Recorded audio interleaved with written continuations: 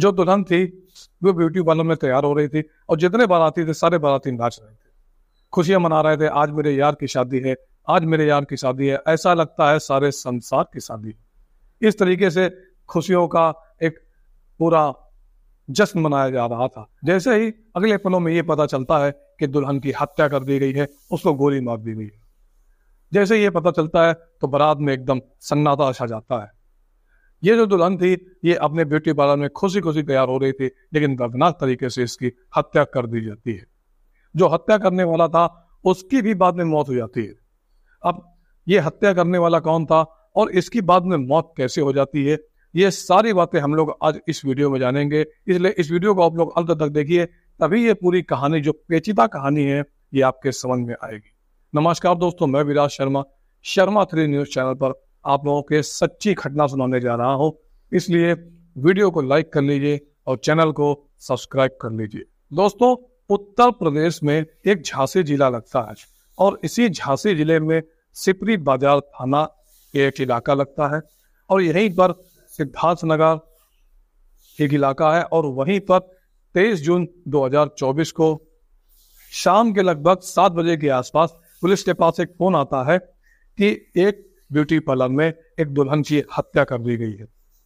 जैसे ये खबर पुलिस को मिलती है, पुलिस अपने पूरे दल बल के साथ वहां पर घटना स्थल पर पहुंच जाती है। एक युवक था जिसने दुल्हन की गोली मारकर हत्या कर दी थी।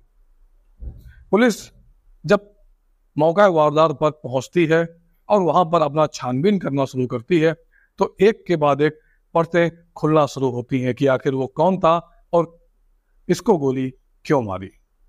अब जैसे ही पुलिस वहां पर पहुंचती है तो दुल्हन को लेकर सारे लोग अस्पताल की तरफ भाग रहे थे। पुलिस भी मौके पर पहुंचती है और दुल्हन को सारे लोगों के साथ में ही अस्पताल लेकर साथ में पुलिस भी चली जाती है। और कुछ पुलिस वाले वहां पर इन्वेस्टिगेशन करने के लिए रुकते हैं। जो पुलिस की टीम थी वो धीरे धीरे आगे इस हत्या के बारे में जानकारी जुटा रही थी, सच जुटा रही थी। जब दुल्हन के बारे में पता किया जाता है तो पुलिस को ये बात पता चलती है कि इस लड़की का नाम काजल है और यहीं पर झांसी के अंदर ही यह अपने मामा के घर पर थी। और 23 जून को शाम को 7 बजे बारात इसकी आ रही थी ब्यूटी पार्लर में। ये जो तैयार हो रही थी ये दुल्हन, उधर एक युवक अंदर आता है, कुछ बातचीत करता है और फिर गोली मार देता है। अब इतना बड़ा हादसा होने के बाद जो इसकी सहेलियां थी, जो इसकी बहनें थी, वो तो बदहवास हो चुकी थी, कुछ बेहोश हो चुकी थी और कुछ बिल्कुल बदहवास हालत में थी, कुछ बताने की हालत में नहीं थी। इसके बाद पुलिस इंतजार करती है, जो भी लोग सही स्थिति में थे उनसे पूछताछ करना शुरू करती है। इसकी जो बहनें थी उनमें एक का नाम था अनुष्का और दूसरी का नाम था वंदना। ये दोनों बहनें जब होश में आती हैं, क्योंकि ये लोग बिल्कुल बेहोश हो चुकी थी, लेकिन जब ये लोग होश में आती हैं, होश में आने के बाद एक तरफ दुल्हन की पूरी जो फैमिली थी, जो उसका पूरा परिवार था, वो लोग बहुत ही ज्यादा दुखी थे। कोई बेहोश था, कोई बेहोश होकर इधर गिर रहा था, कोई उधर गिर रहा था। अब चारों तरफ मातम का माहौल था। बारात जो होती है, जब उसको ये बात पता चलती है कि दुल्हन को गोली मार दी गई है तो बारात वहीं से वापस लौट जाती है। दूल्हा जो होता है, दूल्हे का नाम राजा होता है। अब वो राजा भी टेंशन में आ जाता है कि आखिर ये मामला हुआ तो क्या हुआ और क्यों हुआ। अब जो दुल्हन की बहन थी और दुल्हन की सहेलियां थी, उनसे पूछताछ की जाती है कि आखिर बताओ कि ये मामला था तो क्या था। अनुष्का और वंदना बताती हैं कि जो लड़का आया था वो हमारे शहर का ही रहने वाला है। हम लोग मध्य प्रदेश के रहने वाले हैं और मध्य प्रदेश का ही दतिया एक जिला है, उसी जिले का एक इलाका पड़ता है सोनगिरी। हम लोग वहीं के रहने वाले हैं और ये जो लड़का है ये भी हमारे पड़ोस का रहने वाला है। इसका नाम है दीपक। हमारी बहन से इसके बहुत पुरानी दोस्ती थी। वह बोलता है कि काजल बाहर आओ। जब मेरी बहन ने गेट खोला तो वो अंदर की तरफ आ जाता है और जैसे ही अंदर घुसता है तो घुसने के बाद वो काजल तुम मेरे साथ चलो। तो हमारी बहन जो काजल थी वो मना कर देती है कि मैं तुम्हारे साथ नहीं जाऊंगी। तो जो ब्यूटी पार्लर वाली आंटी होती है वो आंटी बोलती है कि नहीं देखो, यहाँ पर लड़कों को आने की इजाजत नहीं है, तुम यहाँ से तुरंत बाहर निकल जाओ, यहाँ पर बॉयज अलाउड नहीं है। ओके, इस तरह से जो आंटी थी वो बोलती थी और लड़के को बाहर जाने के लिए बोलती है।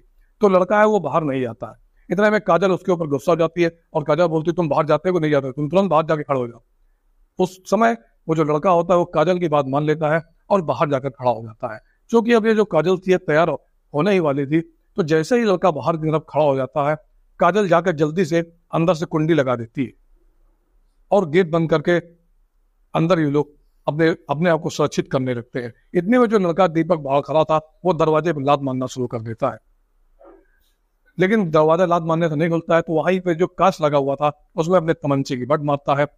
बट मारने के बाद ये जो दरवाजा होता है ये अंदर से हाथ डालकर खोल देता है और अंदर जैसे ही आता है, अंदर आने के बाद वो जो देसी कट्टा वो लिए था उसको निकालता है और निकालने के बाद उससे कहता है काजल अगर तुम मेरी नहीं थी तो तुमको मैं किसी और की नहीं होने दूंगा, और गोली मार देता है। चारों तरफ अफरा तफरी मच जाती है और वो ये भी धमकी देता है कि अगर तुम में से किसी ने मेरा रास्ता रोकने की कोशिश की मैं सबको गोली मार दूंगा। जब ये जो माहौल हो जाता है, बहुत ही खतरनाक माहौल हो जाता है, दीपक के सर पर खून सवार था, तो वो लोग बिल्कुल स्तब्ध रह जाते हैं, एकदम बदहवास हो जाती है और वो गोली मारकर वहां से भाग जाता है। लड़का वहां से फरार हो जाता है। अब पुलिस की छानबीन धीरे धीरे आगे बढ़ती है, एक एक इंसान से पुलिस पूछताछ करना शुरू करती है, तो पता चलता है कि ये जो लड़का दीपक है, ये काजल और दीपक की प्रेम कहानी लगभग 4 से 5 साल पुरानी है और ये जो प्रेम कहानी है ये कॉलेज के दिनों से चल रही थी, यानी कि बहुत पुराना प्रेम था दोस्तों। देखिए कॉलेज के समय से इनकी प्रेम कहानी चल रही है और यहाँ पर जब अपना प्यार को उसने खोते हुए देखा तो उसने गोली मार। जो काजल के परिवार वाले थे उनसे जब पूछताछ की जाती है तो पता चलता है कि काजल जो है वो दीपक से शादी करना चाहती थी और दीपक भी काजल से शादी करना चाहता था, लेकिन जात पात और ये समाजवाद और दुनिया भर के ड्रामे के चक्कर में ये जो परिवार वाले थे ये लोग ये शादी से मना कर देते हैं। और जैसा कि दोस्तों आप लोग जानते हैं कि लव मैरिज में अधिकतर माँ बाप मना ही करते हैं, भले ही अपनी जिंदगी में और अपनी जवानी में वो लोग किसी से प्यार करते हैं, लेकिन जब वो लोग खुद माँ बाप बनते हैं तो वो लोग वही करते हैं जो उनके माँ बाप ने किया। इस तरीके से इस प्रेम कहानी को पूरी फैमिली वाले पूरी ताकत से तोड़वाने में लग जाते हैं। ये जो काजल है ये इसके मामा झांसी के रहने वाले हैं और इन्होंने ही तुरंत रिश्ता तय करवा दिया, शादी की डेट भी फिक्स करवा दी। जैसे दीपक को सारी बातें पता चलती हैं कि वो लोग काजल की शादी करवाने के लिए उसको झांसी लेकर गए, तो वहीं पर दीपक पहुंच जाता है और अपने काम को अंजाम दे देता है। लेकिन 23 जून से पहले ही एक बहुत बड़ा वाकया होता है। काजल और दीपक अचानक गायब हो जाते हैं। इस शादी से 5 से 6 दिन पहले ही एक खबर आती है कि काजल घर से गायब हो चुकी, घर से भाग चुकी। चूंकि इन दोनों का प्रेम प्रसंग बहुत समय से चल रहा था, इस वजह से ये जो सीधा शक होता है वो दीपक के ऊपर जाता है और ये लोग दीपक के ऊपर अपहरण का और बहला फुसला कर ले जाने का मुकदमा दायर कर देते हैं। अब जो दीपक होता है उसको ग्वालियर से गिरफ्तार कर लिया जाता है। जैसे ही दीपक को गिरफ्तार किया जाता है काजल भी उसके साथ में ही होती है और जब ये दोनों मिल जाते हैं तो काजल को उसके परिवार को सुपुर्द कर दिया जाता है और दीपक को पुलिस समझा बुझाकर छोड़ देती है। जो ये प्रेम कहानी थी ये 4 से 5 साल पुरानी थी। प्रेम बिल्कुल प्रगाढ़ और बहुत ही गहरा हो चुका था।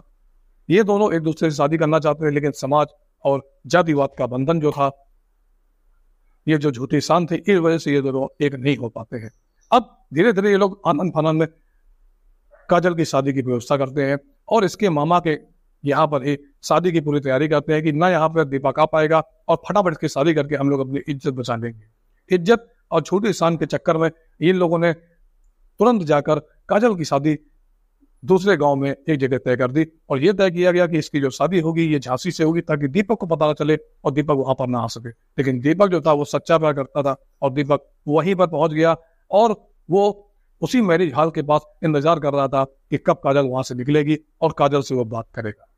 अब दीपक जो था वो अपना पूरा मन बना कर आया था और ये भी उसको सुनने को मिला था कि काजल जो है वो इस शादी से तैयार है और बहुत ज्यादा खुश है। ये बात दीपक को कहीं ना कहीं बहुत ज्यादा आघात उसने पहुंचाया और जो दीपक था वो वहीं पर आकर इंतजार करने लगा। अब आखिरकार दीपक पूरा मूड बना कर आया था और पूरी प्लानिंग के साथ वहां पर मौजूद था। धीरे धीरे करके समय आगे बीतता जाता है और ये कहानी भी आगे बढ़ती जाती है और ये जो दीपक होता है जैसे ही ये देखता है कि ये ब्यूटी पार्लर में तैयार होने के लिए आ रही है, वहीं पर जाता है और काजल से बोलता है चलो मेरे साथ, लेकिन काजल मना कर देती है और वो उसको वहां पर गोली मार देता है। इधर काजल का पूरा परिवार बदहवास हो चुका था। उधर एक कुछ समय बीतने के बाद एक खबर आती है कि एमपी के ही मुरैना में एक लड़के ने अपने आप को खत्म कर लिया है, अपने फांसी का फंदा लगाकर अपने आप को खत्म कर लिया है होटल के एक कमरे में। जब ये बात पुलिस को पता चलती है तो पुलिस जब उसकी जानकारी जुटाती है तो ये पता चलता है कि ये जो लड़का है ये कोई और नहीं, ये वही दीपक है जिसने काजल को गोली मारी थी। चारों तरफ कोहराम मच जाता है। इधर जो काजल का परिवार होता है, काजल का परिवार रो रहा था, बिलख रहा था और अपनी किस्मत को कोस रहा था। और वही जब ये बात दीपक के घर वालों को पता चलती है तो दीपक के घर वाले भी कोहराम मच जाता है और घर में मातम छा जाता है और रो रो कर उनका भी बुरा हाल हो जाता है। अब यहीं पर ये जो कहानी है इसका अंत हो जाता है, लेकिन इस कहानी से दोस्तों हमें बहुत कुछ सीखने को मिलता है और हमारे जो समाज है, समाज की जो गंदगी है उसका भी पता चलता है। ये जो समाज है ये अपनी छोटी शान और अपने घमंड के लिए जात पात दुनिया भर का बहाना बनाकर कि हम कहीं बदनाम ना हो जाए, ये लोग अक्सर इस तरीके के काम करते हैं। इस तरीके का काम करने की वजह से अधिकतर जो प्यार करने वाले लोग होते हैं वो एक दूसरे से जुदा हो जाते हैं। अब कोई कोई व्यक्ति इस जुदाई को बर्दाश्त कर लेता है और कोई व्यक्ति इस जुदाई को बर्दाश्त नहीं कर पाता है। इस तरह से बहुत सारे लोग अपनी जिंदगी को बर्बाद कर लेते हैं, कुछ लोग बच भी जाते हैं। इस तरह की चीजें हमारे समाज में आए दिन होती रहती हैं, लेकिन इस पर किसी का भी ध्यान नहीं जाता। समाज को और लोगों को यह भी सोचना चाहिए कि दो लोग अगर एक दूसरे से प्यार करते हैं, जब लड़की 5-6 दिन के लिए पहले भी अपने घर से भाग चुकी थी, इसका मतलब कहीं ना कहीं वो उससे बहुत ज्यादा प्यार करती रही होगी। लेकिन जो घर वाले हैं वो किसी तरीके से लड़की को मना लेते हैं, समाज का बहाना देकर, अपनी मर्यादा का बहाना देकर, अपनी जिंदगी का बहाना देकर, अपनी जात का बहाना देकर। लेकिन जब ये लोग अपनी जवानी में होते हैं, यानी कि जो काजल के माँ बाप थे, ये लोग जब अपनी जवानी में थे तब भी ये लोग वही कर रहे थे, प्यार अपने प्यार को पाना चाहते थे। लेकिन ये इतने बड़े बेवकूफ हैं, इनकी बुद्धि का कोई विकास ही नहीं हुआ। इस वजह से जो ये लोग हैं इन्होंने भी वही किया जो इनके माँ बाप ने इनके साथ किया। काजल की शादी को मामा के घर फिक्स कर दिया और ये सोचा कि अब ये जो लड़की है ये हमारे गिरफ्त में रहेगी, किसी को पता नहीं चलेगा और हम लोग इस मामले को यहीं पर दबा देंगे। लेकिन हुआ इसका उल्टा। अब ना काजल इस दुनिया में रही, ना दीपक इस दुनिया में रहा, दोनों इस दुनिया से जा चुके हैं। लेकिन एक जो समाज के लिए जो मैसेज है, अगर दो प्यार करने वाले लोग हैं तो उनको जुदा ना करे। अगर वो लोग लड़की बार बार भाग रही है और उससे बोल रही है कि मुझे उससे शादी करनी है तो उससे शादी कर देनी चाहिए। ये नहीं कि अपनी झूठी शान और दिखावे के चक्कर में इन दोनों को जुदा कर दे। दोस्तों इस तरह की अलग अलग घटनाएं हमारे समाज में सामने आती रहती हैं और मैं इस तरह की घटनाओं को, इस तरह के मुद्दों को आपके सामने लेकर आता रहता हूँ। इसलिए दोस्तों अब ये काजल और दीपक का दिया तो यहीं पर बुझ जाता है, लेकिन ये जो कहानी है ये यहीं पर खत्म हो जाती है। लेकिन ऐसी और भी कई कहानियां हैं जो हमारे समाज में होती रहती हैं। तो दोस्तों इस कहानी को ज्यादा से ज्यादा शेयर करें, अपने दोस्तों तक पहुंचाएं, जिससे ये जो मैसेज है ये मैसेज दूसरे लोगों तक पहुंचे और जो प्यार करने वाले लोग हैं उनको जुदा ना किया जाए, उनको उनकी जिंदगी में एक दूसरे के साथ आगे बढ़ने का मौका दिया जाए। इस तरह की कहानियां मैं अपने चैनल पर लाता रहता हूँ, इस तरह की सच्ची घटनाएं मैं अपने चैनल पर लाता रहता हूँ। इसलिए अगर आप लोग नए हैं तो चैनल को सब्सक्राइब करें, अगर पुराने हैं तो लाइक करें और अपने दोस्तों में शेयर करें।